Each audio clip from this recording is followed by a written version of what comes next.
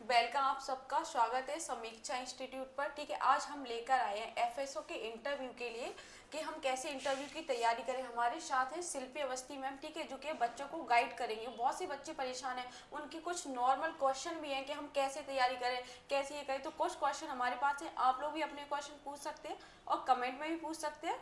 ठीक है, मैं भी पूछ सकते हो। ठीक है, तो चलिए हम मैम से शुरुआत करते हैं फर्स्ट क्वेश्चन की। ठीक है, तो मैम बच्चों का ये फर्स्ट क्वेश्चन रहता है सबसे पहले कि जो हमसे इंटरव्यू में क्वेश्चन पूछे जाते हैं, तो जो क्वेश्चन पूछते हैं उसे हम कैसे आंसर कैसे फ्रेम करें। फर्स्ट क्वेश्चन उनका ये रहता तो इसके लिए सबसे ज़रूरी हो जाता है इसकी प्रैक्टिस करना, और इसके लिए आपको इंस्टीट्यूट में आना पड़ेगा।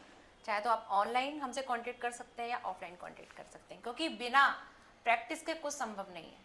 आप सही फ्रेमिंग आंसर की तभी कर सकते हैं जब आपने उसकी प्रैक्टिस की हो। है। ठीक है मैम, दूसरा बहुत बच्चों का क्वेश्चन होता है कि हम सिचुएशन बेस्ड क्वेश्चन की कैसे प्रिपरेशन करें। कि जैसे हमसे उन्हें कोई सिचुएशन में पूछ लिया कि ये कंडीशन बनती है, तो हम उस पर कैसे आंसर करेंगे। देखिए, कुछ प्रश्न ऐसे होते हैं जिनके लिए हमको पहले से ही तैयार रहना पड़ता है कि ये प्रश्न जो है पूछे जा सकते हैं। जैसे कि कार्यकाल के दौरान मान लीजिए आपका सिलेक्शन हो जाता है, आप फूड सेफ्टी ऑफिसर बन जाते हैं, और कार्यकाल के दौरान कोई कठिन परिस्थिति होती है, तो आपका सामना कैसे करेंगे।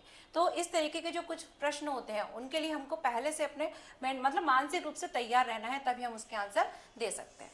ठीक है मैम, और जैसे अगला क्वेश्चन है, अगर बात की जाए सिलेबस की, जैसे ये फूड सेफ्टी ऑफिसर का सिलेबस रखा है, तो इसमें होता है कि हम सारे टॉपिक कैसे कवर करें, क्योंकि सिलेबस तो काफ़ी ब्रॉड होता है। ये बच्चे मोस्टली सोचते हैं कि हम कैसे इसको कवर करें, तो उसके लिए क्या स्ट्रेटजी होनी चाहिए।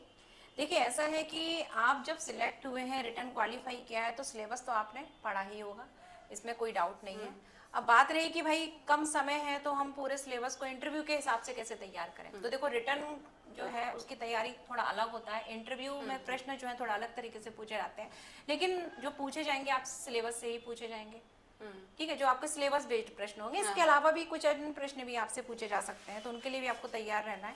तो बात रही अगर सिलेबस बेस्ड जो प्रश्न है, तो उसमें कुछ टॉपिक जो है बहुत ही महत्वपूर्ण हो जाते हैं। जैसे कि अगर आपका जो यूनिट 1 है, बुनियादी खाद्य विज्ञान का परिचय, ठीक है, introduction to basic food science, तो इसमें जो है food fortification, eat right challenges, Madhya Pradesh के जो जनजातीय भोजन है, हमारी जो मध्य प्रदेश में जनजातियां पाई जाती हैं, उनके क्या क्या भोजन है, उनके बारे में आपको नॉलेज होना जरूरी है। इसके साथ साथ जो हमारे खाद्य घटक है, जैसे कि कार्बोहाइड्रेट, प्रोटीन वगैरह, तो इसके बारे में कॉमन कुछ प्रश्न अक्सर पूछ लिए जाते हैं। इसी तरीके से जो हर यूनिट में कुछ प्रश्न महत्वपूर्ण, जैसे यूनिट 2 की अगर बात करें, खाद्य सूक्ष्म विज्ञान जो है, ठीक है, तो इसमें भी कुछ टॉपिक महत्वपूर्ण, जैसे फर्मेंटेशन क्या है, आम प्रश्न अक्सर पूछ ही लिया जाता है। तो हो सकता है आप लोगों से भी जो आप लोग प्रश्न, इससे आपसे संबंधित प्रश्न जो है पूछ ही लिया जाए। तो हमको पहले से ही पूरे सिलेबस को अच्छे से तैयार करना है।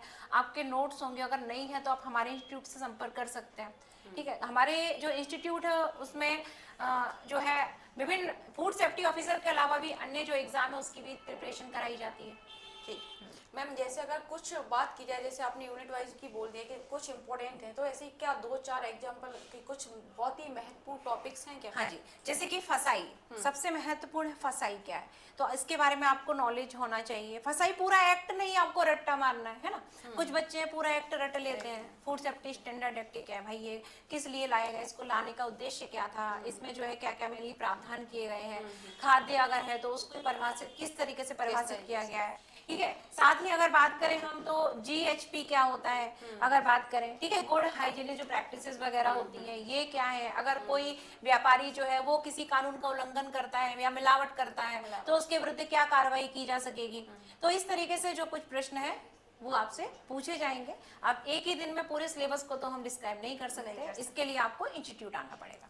देखिए मैम ने कितने अच्छे टॉपिक आपको बताए कि आप फूड सेफ्टी ऑफिसर बनने के लिए जा रहे हैं, और मैम ने आपको सिचुएशन बेस भी बता दी और जो आपको टॉपिक भी बताया मोस्ट इम्पोर्टेंट है। मैम ऐसी कौन कौन सी गलतियां होती हैं जिन्हें सिली मिस्टेक बोल देते हैं, जो कैंडिडेट कर देते हैं, तो जो नहीं करनी चाहिए। हाँ जी, तो इसके लिए तो जरूरी है, मैं कई बार आपसे बोल चुकी हूँ, प्रैक्टिस। क्योंकि आपने सुना होगा करत करत अभ्यास के, ठीक है। तो ये जो है मुझे नहीं याद है किसका है, लेकिन किसने कहा था, लेकिन हम जब अभ्यास करते हैं तो एक जो रस्सी होती है वो भी शिला पर निशान छोड़ देती है। तो अगर हम प्रैक्टिस करेंगे ना तो आप अपनी कमियों को सुधार सकते हैं। तो कुछ कॉमन अगर देखें तो सभी कैंडिडेट जो है कुछ गलतियां दोहराते हैं।